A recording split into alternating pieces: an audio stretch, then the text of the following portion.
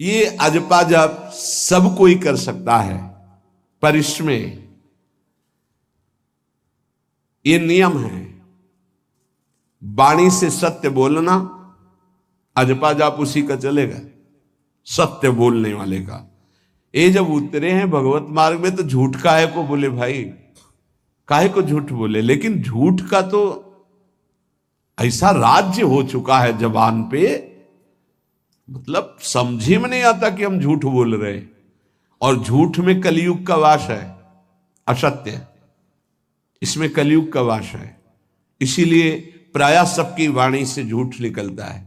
झूठे ही लेना, झूठे ही देना, झूठे ही भोजन, झूठ चबेना। तो कम से कम और भूले तो भूलो तुम जिन भूलो मालाधारी, अय भगवत पार्षद तुम क्यों भूल रहे हो कि तुम सत्य स्वरूप भगवान की आराधना करते हो। प्रेम पूर्वक जप करना, समदर्शित्व भाव लाना। अजपा जप 24 घंटे होता है श्वास के साथ। पहले 4 वर्ष के साधन से विमान में आए हुए भगवान नारायण का दर्शन। भाई जी महाराज का तो ऐसे दर्शन, निज पार्षद जन निज जन थे, उनके बीच में भाई जी से पूछते जा रहे हैं पूज्य श्री जयदयाल गोयनका जी, भगवान के चरण कितनी दूर हैं? बस बोले पास हैं, स्पर्श कर रहा हो। कैसे लोगों को विश्वास होगा? कैसे? जैसे वो एक विज्ञान से पढ़े लिखे डॉक्टर, तो उनको लग रहा था कि संत ऐसा कैसे कर सकते हैं कि किसी का कैंसर नष्ट कर दे। जैसे उनको लग, पूज्य राधा बाबा के प्रारब्ध को भाई जी ने अपने शरीर पर लिया। देखो, नाटक करना अलग बात है, सिद्ध संत जन करुणामय होते हैं। कल फिर बताया था, उन्होंने अपने प्रारब्ध जो भजन साधन से एकत्रित किया हुआ उनको दिया, प्रारब्ध अपने ऊपर ले लिया, अपनी टांग कटा ली उनका कैंसर। भाई जी अस्पताल में भर्ती रहे राधा बाबा के प्रारब्ध को लेकर के। इन संतों की महान उदारता और महिमा को कैसे कोई जानेगा। ये अजपा जप में बड़ी सामर्थ्य है। इसमें क्या होता है कि जपना नहीं होता है, पर यहां तक पहुंचना कठिन है। पीछे बताया गया था कि इतने समय तक अगर आप वैखरी से भजन करें, परसों ही शायद चर्चा हुई थी, फिर आपके कंठ से चलने लगेगा, फिर आपके हृदय से चलने लगेगा, फिर नाभि से चलने लगेगा। ये श्वास पर अभ्यास किया जाता है। ऐसा जैसे आवाज ना निकले पर आप गुनगुनाओ, नाक की वायु को अंदर से काटते हुए नाम के द्वारा, बस आवाज नहीं निकल रही, वो क्या चल रहा है श्वास में। हमने नारायण शब्द का अभ्यास किया। नारायण स्वामी जी कह रहे, जो हमें गुरुजी ने दिया, नारायण नारायण। 24 घंटे इसका अभ्यास करते करते रोम रोम आनंद से भर गया और नारायण शब्द स्वाभाविक चलने लगा। अजपा जाप बहुत जल्दी भगवत साक्षात्कार कराता है। करता नहीं रहता जाप का, और जाप होता है। भोरी सखी जी ने भी कहा, नाम श्वास दो बिलक चलत है, इनको भेद नमो को भावे, श्वास ही नाम नाम ही श्वासा, नाम श्वास को भेद मिटा। बहुत जो चाहोगे प्राप्त हो जाएगा। ये रुपया पैसा संसार की भोग सामग्री, ये तो तुम्हें कोई देगा भी तो तुम्हारी इच्छा नहीं होगी, आसक्ति नहीं होगी इनकी तरफ। ब्रह्मादि के भोग सब विषम लागत ताई, नारायण ब्रज चंद की लगन लगी है जाई। अजपा जाप को निरंतर चलाने के लिए एकांत में भगवान की कुछ स्तोत्र और प्रार्थना है, उनको गाइए और रोइए, प्रभु से प्रार्थना कीजिए। क्या? मुझे अजपा जाप दे दीजिए, निरंतर भजन दे दीजिए, वो दे देंगे। हमने संतों से सुना है कि भगवान भजन मांगने की बात को बड़ी जल्दी पूरी करते हैं, कि मुझे अखंड भजन दे दीजिए, हृदय से जब चाहोगे तब। वो अंतर्यामी है, वो आपके अंदर बैठे देख रहे हैं। भगवान मुझे भजन दे दिए, आपके चल रहा विविध भोगों की, तो पहले उन भोगों को नष्ट करेंगे या पूर्ण कराएंगे, तब आखिरी बातें आएगी। जब विभीषण जी श्री भगवान के सन्मुख गए तो भगवान ने सबसे पहली बात पूर्ण की जो लंका में चलते समय भाव आया था कि भगवान के चरणों का आश्रय लेकर उनके बाहुबल से इस रावण का विनाश करके जिस सिंहासन पर बैठकर इसने लात मारी यहीं बैठूंगा आके। पहला काम किया, समुद्र का जल मंगाकर लंकाधिपति पद पर अभिषिक्त कर दिया। और लंकेश कह के उन्होंने कहा कि प्रभु उर्कछु प्रथम वासना रही, प्रभुपद प्रीति सरित सो वही। प्रभु आपके चरणों के दर्शन से कोई कामना नहीं। तो भगवान कहते नहीं, पहले कामना की थी उसकी पूर्ति ले। हम भगवान से भजन मांगेंगे, साथ में नाना प्रकार की वासनाएं हैं, तो इसीलिए जब बहुकाल करी सत्संगा, सत्संग सुनते सुनते ये दिमाग में बैठ जाता है कि भोग वासनाएं कामनाएं ये हमें फंसाने वाली हैं, हमें नहीं चाहिए। जब आपके अंदर से उदासीनता आएगी तब भजन की मांग पूरी हो जाएगी। कभी कभी भगवान का गुणानुवाद करके एकांत में रोया करे साधक। कभी रोना आता है अपने इंद्रिय और मन के विलास की पूर्ति ना होने पर। इतने मोटे मोटे आंसू गिरते, तब लगता है कितने कीमती आंसू कितने घटिया जगह में गिरा रहे हो। अरे इन्हीं से प्रभु को खरीद लेते हैं। अगर उनके लिए रो देते तो इतने करुणामय हैं वो कि आपको आभास होने लगता। भले हम अंतःकरण उस कोटि की व्याकुलता नहीं कि मेरे प्रभु हम पर कितनी कृपा कर रहे हो, अगर हृदय से उनको पुकारे तो निश्चित वो अनुभव में आ जाते हैं। छोटी छोटी बातों में लोग रो देते हैं, ऐसे रो देते हैं, मोटे मोटे आंसू चल रहे बात में ऐसे। और प्रभु की चर्चा हो जाए घंटों, कोई फर्क नहीं पड़ेगा। ये तो आश्चर्य लगता है। और भक्तों को चाहे जितना भीषण कष्ट हो, कभी आंसू नहीं निकल सकते। जब आंसू निकलेंगे तो भगवत भाव में निकलेंगे। कह रहे नारायण स्वामी कि अजपा जाप के लिए भगवान से प्रार्थना करो। कभी कभी एकांत में उनके स्तोत्र हैं, गुण हैं, उनको गा गा कर रो, उनसे प्रार्थना करो, हे दीन बंधु मुझे अपना अखंड भजन दे दो। जो चाहिए सब प्राप्त हो जाएगा। भजन से क्या नहीं प्राप्त हो सकता। एकांत में बैठकर रोने से, ऐसे प्रतिदिन जब आप नियम बना करके प्रभु से प्रार्थना करेंगे। मीराबाई जी ऐसा ही करती थी, रात्रि में गिरधर से बात करती थी, प्रार्थना करती थी। नारायण स्वामी जी कह रहे हैं उपासक ये बिल्कुल ध्यान रखे, यदि नाम सिद्ध करना है तो झूठ बोलना शपथ पूर्वक त्याग दे। झूठ नहीं बोलूंगा। सत्य बोलना इस अजपा जाप के लिए निहायत जरूरी है, निहायत जरूरी है। प्रार्थना है, काहे को मलिन करे जिह्वा। जब हम भगवत मार्ग में चल रहे तो ये याद भूल जाती है हमें कि हमें सत्य ही भाषण करना है, असत्य नहीं बोलना। ये हमें भूल जाते हैं। क्यों भूल जाते हैं? क्योंकि माया का ऐसा प्रभाव। अगर हम भजन के प्रेमी हैं, भजन बढ़ाना चाहते हैं, तो हम झूठ क्यों बोले? सारे जगत में जो भी तुम्हारे सामने आवे, दृष्टि से उसको जरूर देखकर एक बार प्रणाम करो। मेरे प्रभु इस जीव जंतु के रूप में, जड़ के रूप में, चैतन्य के रूप में। इससे तुम्हारे हृदय में पवित्रता बढ़ेगी, अजपा जाप चलने में सहायक होगा। सत्य बोलना, भगवान से एकांत में रोकर प्रार्थना करना, सबके प्रति भगवत भाव रखकर प्रणाम करना, जिससे तुम्हारा कहीं दोष दर्शन नहीं होगा। किसी के मन को दुखाने वाली कभी बात न कहे, किसी को दुर्वचन न कहे, किसी का वैर भाव अपने हृदय में स्वीकार न करे। ये साधन मैंने स्वयं किया है नारायण की कृपा से। इस दास को वेदांत का भी पूरा ज्ञान है और भक्ति मार्ग का भी। दोनों का आखिरी भाव समदर्शिता है, चाहे भक्ति से चाहे ज्ञान से। सब में ब्रह्म देखना, सब में वासुदेव देखना, सब में इष्ट देखना।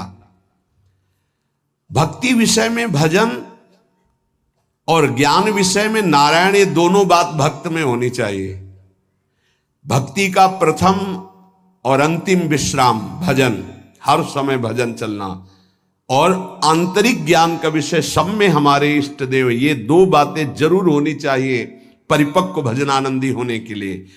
अगर भगवान की प्राप्ति करनी है तो ये दो बातें बड़ी जोर की है, भजन निरंतर और जिसके भी सानिध्य में आए उसमें भगवत भाव करना। मेरे नारायण ने मुझसे कहा,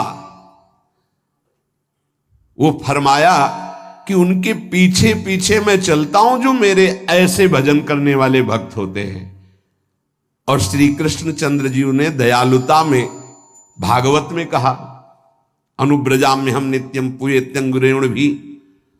मुझे बहुत रोना आता है बात सुनकर के कि दास की चरण रज के लिए स्वामी पीछे पीछे डोलता है। किस भक्त के पीछे? जो दो बातें यहां कही, जो निरंतर नाम जप करता है और सब में भगवत भाव रखता है। तो भगवान नारायण ने नारायण स्वामी से कहा कि मैं उसके पीछे पीछे डोलता हूं कि उसकी चरण रज मेरे ऊपर पड़ जाए। और भगवान श्री कृष्णचंद्र जी ने कहा, निरपेक्षम मुनिम शांतम निर्वैरम सम दर्शनम। निरपेक्ष जो किसी की अपेक्षा नहीं रखते, किसी से कोई संबंध नहीं, स्वार्थ का। मुनिम जो निरंतर मंत्र का नाम का मनन करते रहते हैं। शांतम हर द्वंद्व की प्रहार स्थिति में वो शांत रहते, विचलित नहीं होते। निर्वैरम कोई उनसे वैर करे तो भी वो उससे वैर नहीं करते। और समदर्शी सब में अपने इष्ट को देखते। ऐसे संतों के पीछे में भगवान कहते उनकी चरण रज लेने के लिए हर समय पीछे पीछे रहता हूं।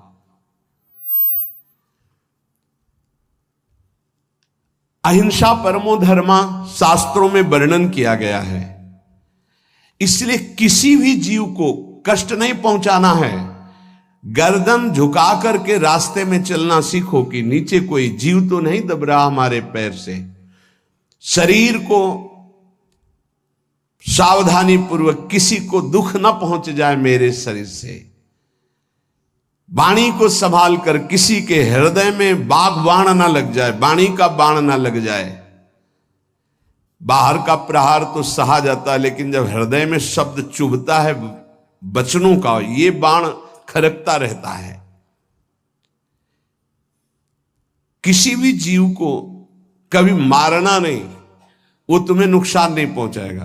गीता वाटिका में सांप निकला, फण वाला कोबरा। राधा बाबा ने कहा, देखो अभी केवल हमने देखा है, अगर और लोग देखेंगे तो आपको पीड़ा पहुंचा सकते हैं। इसलिए एक लकड़ी उठाई और कहा, मैं रास्ता बना रहा हूं, आप इधर से चले जाओ। ऐसे किया, सांप इधर चला। सब में भगवान है। अगर हम भगवत भाव करते हैं तो निश्चित वहां से कोई विरोध नहीं होगा। जब हम भगवत भाव करते तो सर्वात्मा भगवान वहां विराजमान, कैसे आक्रमण करेंगे? जैसे रत्नावती जी के लिए माधव सिंह ने जंगली शेर पिंजड़े में बंधवा कर वहां लाए और ऊपर से बालकनी से पिंजड़े का ऐसे खींच दिया गया। शेर बाहर निकला दहाड़ता हुआ, और वो पूजा में थी ठाकुर जी के। संतशाला में बहुत से संत विराजमान थे। दासी ने कहा, महारानी सावधान, सिंह। आरती करने जा रही थी मुड़ी और कहा, नहीं सिंह नहीं, नृसिंह। हमारे भगवान नृसिंह देव पधारे। और थाल लेकर मुड़ी तो जैसे सीधी गाय ऐसे खड़े हो गए। तिलक लगाया, आरती की, प्रणाम किया। सिंह घूमा और छलांग मारी ऊपर। जो बालकनी में राजा के पार्षद उसको बंदी बना करके लाए, सांप को फाड़ और जंगल में। किसी संत को, रत्नावती जी को या किसी को वहां कोई क्षति नहीं, लेकिन जो उनकी क्षति के लिए लाए थे उनके लिए वो सिंह, इनके लिए वो भगवान नरसिंह।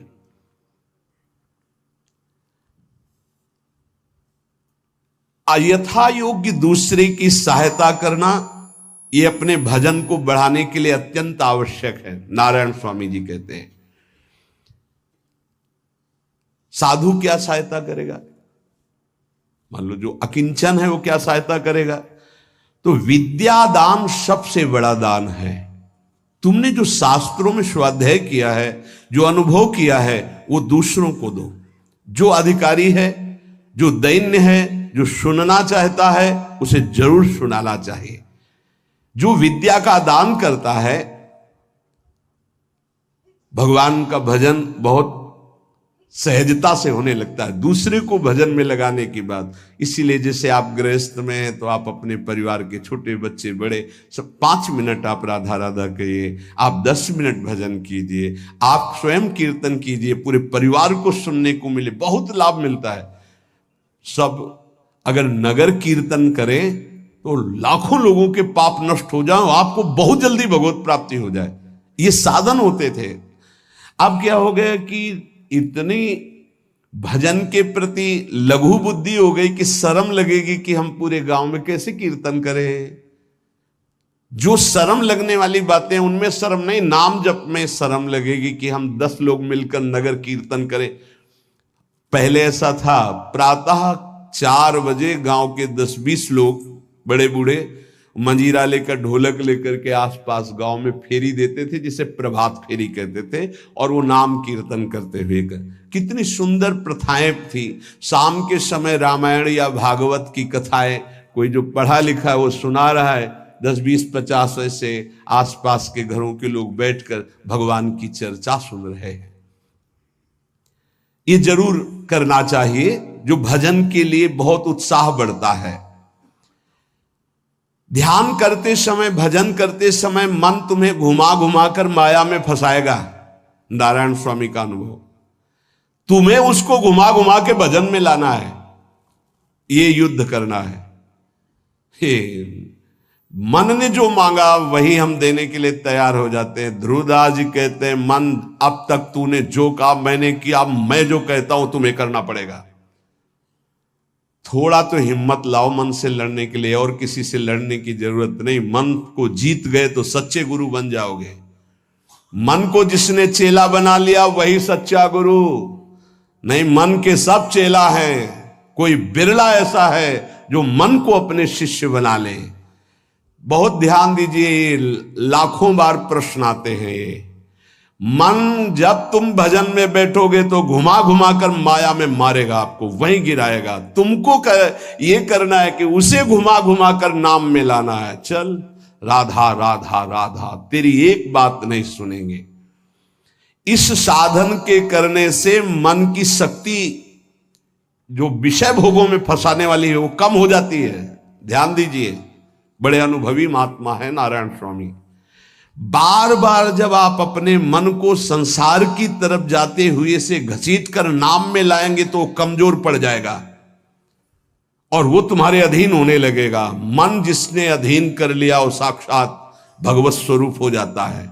मन मारिया तन बस में की ना, हुआ भरम सब दूर, बाहर से कछ दिखत नाही, अंदर चमके नूर। आपो त्याग जगत में बैठे नहीं किसी से काम, उनमें तू कछु अंतर नाही, संत कहो चाहे राम।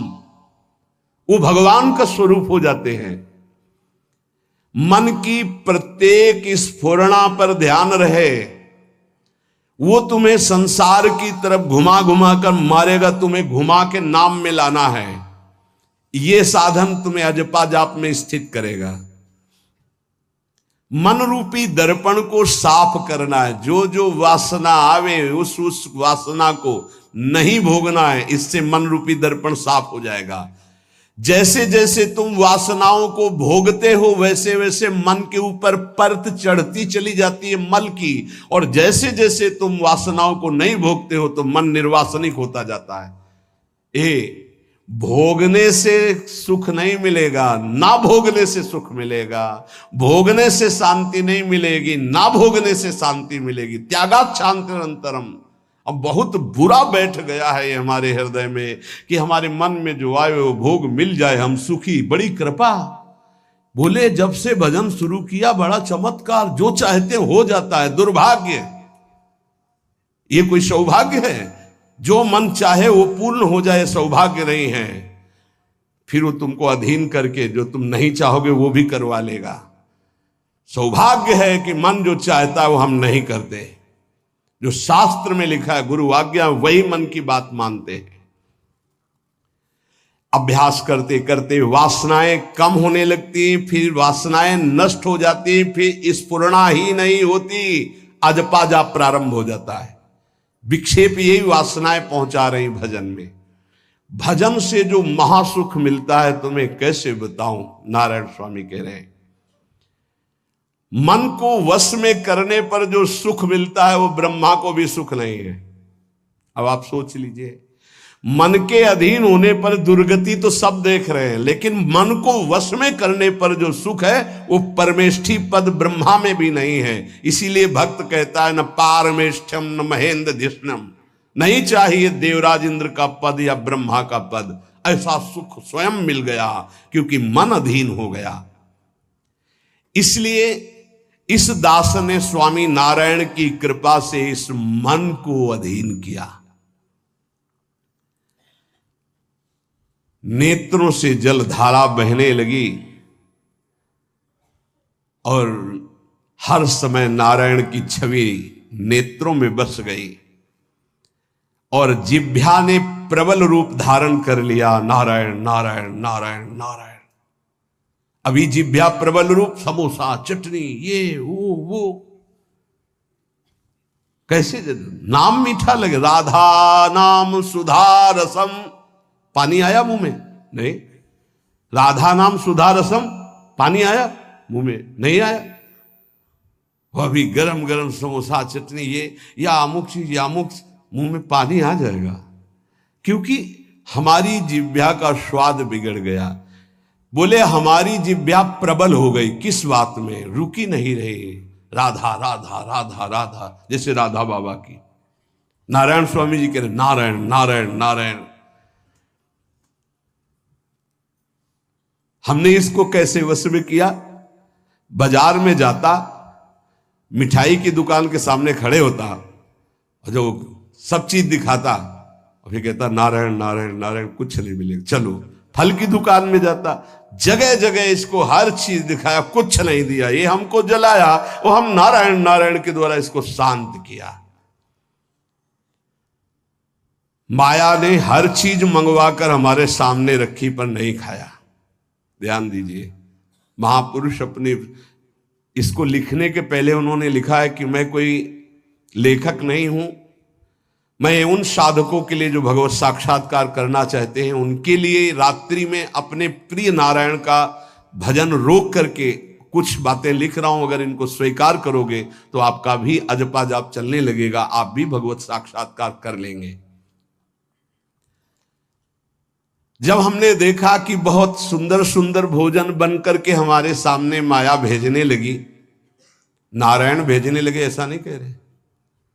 देख लो साधक की चतुरता देखो। माया हमारे सामने अच्छा अच्छा भोजन पकवान, पर मैं कभी उन अच्छे भोजन को नहीं पाता, मामूली साधारण उससे निकाल करके भोजन पाता।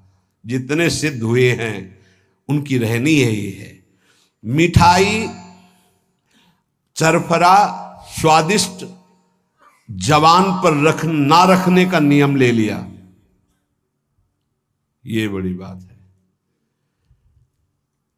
अभी कुछ समय पहले एक महापुरुष पधारे, उन्होंने पहले आजीवन मिठाई छोड़ दी, कोई मीठा, फिर नमक छोड़ दिया, फिर भगवदाकार वृत्ति में शरीर भी छोड़ दिया। क्या महापुरुषों ने पाया है कि हम प्राण और शरीरों को इस सब कुछ समझते। पहले ही बता दिया था 3 दिन पहले कि अमुक समय में शरीर छूटेगा, और हंसते खेलते सबके सामने शरीर समाधिस्थ होकर छोड़ दिया। मिठाई स्वादिष्ट चरफरा चाहते अजपा जाप, लेकिन गुलाब जामुन पा करके, बढ़िया बढ़िया पदार्थ पा करके, भाई इनका प्रभाव है, ये भजन में नहीं लगने देंगे। देख लेना, भजन में नहीं लगने देंगे। और अभी 10 दिन केवल हमें समय दो आप, फिर हम आपको देखेंगे कि आप कितना भरपेट भोजन पाते हैं। किसी भी मिठाई में चीनी नहीं पड़ेगी और किसी भी दाल या कढ़ी में नमक नहीं पड़ेगा। मिलेगा सब कुछ, खीर भी मिलेगी, गुलाब जामुन भी मिलेगा, पर चीनी नहीं होगी। दाल भी होगी, सब्जी होगी, कढ़ी होगी, पर नमक नहीं होगा। चलेगा? 10 दिन बाद आप देखो अगर पेट न पचकने लगे तो स्वाद ही नहीं मिलेगा। ये क्या हो रहा है? ये जवान को संभालना है अजपा जाप के लिए, वो गोस्वामी तुलसीदास जी ने भी कहा है, अगर लोन बिना सब्जी और ऐसे सीठा भोजन तो बहुत जल्दी नाम सिद्ध हो जाए। तो हम कह रहे चलो ऐसा नहीं सही तो पर सात्विक और थोड़ा पाना सीखो। देखो माया की व्यवस्था में कमी नहीं रहेगी, व्यवस्था तो बहुत जोर की होती रहेगी, आप चिंता ना करें। खाते खाते मर जाएंगे, भोजन कम नहीं होगा, ये सृष्टि का क्रम है। आप अपने अगर जिह्वा को आपने विविध प्रकार का स्वाद दिया तो इस दास ने जो अनुभव किया कि नाम जप नहीं चल पाएगा निरंतर। नारायण स्वामी कह रहे हैं देख लो नाम चलाना है या रसेंद्री, थोड़ा नमक कम हो, नमक डलवा। अरे यार कभी कभी तो साधु को ऐसा सौभाग्य मिलता है कि नमक ना हो, कभी ऐसा बिगड़ा एक चुपचाप दबा के प्रसन्नता से मन की इंद्री को नहीं शांत, कैसा भोजन, बहुत प्रसाद, बहुत सुंदर था। कभी ऐसा नहीं, कभी नमक ना हो, कभी कम नहीं मांगना चाहिए, कम से कम थोड़ा तो कभी कभी अवसर मिले ऐसा। कभी खीर बनाओ चीनी ना डालो, देखो ना बिल कभी ऐसा। फिर देखो खीर कौन मांगता है, एक दोना के बाद मान लो उपदेश हो गया कि तो एक दोना के बाद खीर नहीं, वो अजपा जाप के लिए खीर मना है अजपा जाप के लिए। ये रसेंद्री का विलास बहुत विचित्र, बहुत विचित्र है। खाते खाते मीठा शुगर हो गया, खाते खाते परेशान, लेकिन फिर भी रसेंद्री नहीं मानती। जो निरंतर भजन करना चाहता है उसे 24 घंटे गुरुजनों के द्वारा बनाई हुई दिनचर्या में ही रहना चाहिए। एक दिनचर्या कोई पकड़ लीजिए, एक आज्ञा पालन कीजिए। अगर 100 आज्ञा ना पालन करने की सामर्थ्य आ जाए तो बताना, एक कोई आज्ञा पालन कर लीजिए। वो 100 आज्ञा पालन, और एक आज्ञा उल्लंघन कर दीजिए, 100 आज्ञाओं से आपको नीचे गिरा देंगे। एक दिनचर्या पालन कर लीजिए, आप अपने मन को आज्ञा पर लगा दीजिए, एक दिनचर्या पालन कर लीजिए। कौन सी दिनचर्या ऐसी कठिन है जो आप पालन नहीं कर सकते। मैंने एक यूरोप का आदमी था, वो बहुत अमीर था। वो मरते समय घर वालों को कहा कि मैं एक वसीयत लिखा है, वो मुझे पढ़ने को मिली उस दिन। पूज्य नारायण स्वामी जी कह रहे हैं उसमें कोई रुपया पैसा की वसीयत नहीं थी। उसने एक बहुत मोटे अक्षरों में शब्द पूरा खाली, पूरी डायरी खाली, केवल एक शब्द, और कहा मैं ये वसीयत आप लोगों को लिखकर, time is money in the world. सही शब्द है कि गलत है? वो वर्ड होगा, हाँ, क्योंकि ज्यादा पढ़े लिखे। Time is money in the world. दुनिया में सबसे बड़ी संपत्ति समय है।